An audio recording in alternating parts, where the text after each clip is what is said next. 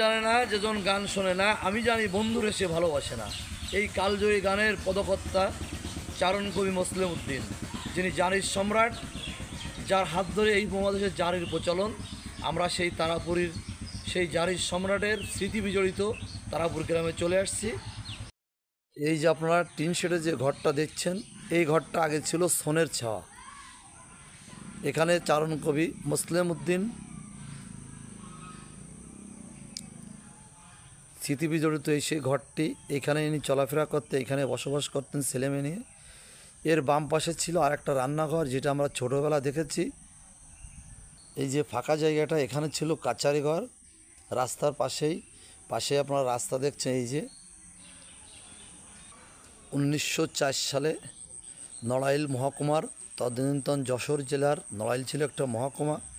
নড়াইল মহকুমার তারাপুর গ্রামে সিংহেশ্বরপুর ইউনিয়ন, এখানেই জন্মগ্রহণ করেন চারণ কবি মোসলেম উদ্দিন। ওনার পিতার নাম ছিল ওয়াহেদ আলী, মাতার নাম ছিল মহুয়া।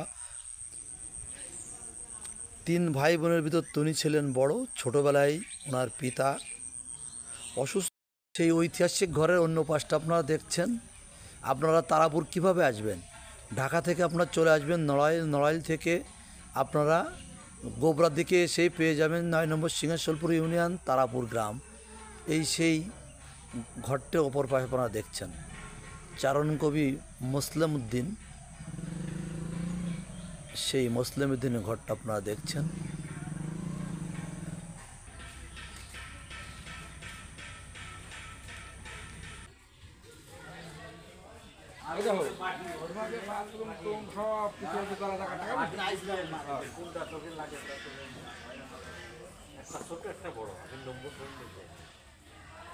এই যে আপনারা দেখছেন দরগা ঘরটি, উনি যেখানে নিরিবিলি সময় বসে ধ্যানে মগ্ন হতেন, গানের রেওয়াজ করতেন, নতুন নতুন গানের সৃষ্টি করতেন, সেই দরগাটা দেখছেন।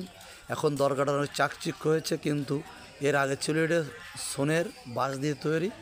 উনি এখানেই ধ্যানমগ্ন থাকতেন। সাদের মুসলিমরে তোর ভবের খেলা হয়ে এলো শেষ, রেখে যা তোর স্মৃতিসৌধ দেখবে সোনার দেশ। এই যে আমরা দাঁড়িয়ে আছি, বসে আছি ওনার কবরে।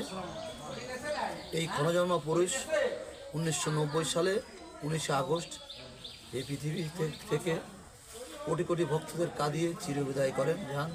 কিন্তু মুসলিম বেঁচে আছে বাংলা ভাষাভাষী সারা পৃথিবীর কোটি কোটি মানুষের হৃদয়ে, তার গানের মাধ্যমে, তার ভালোবাসার মাধ্যমে, তার কীর্তির মাধ্যমে, তার বিভিন্ন কর্মের মাধ্যমে।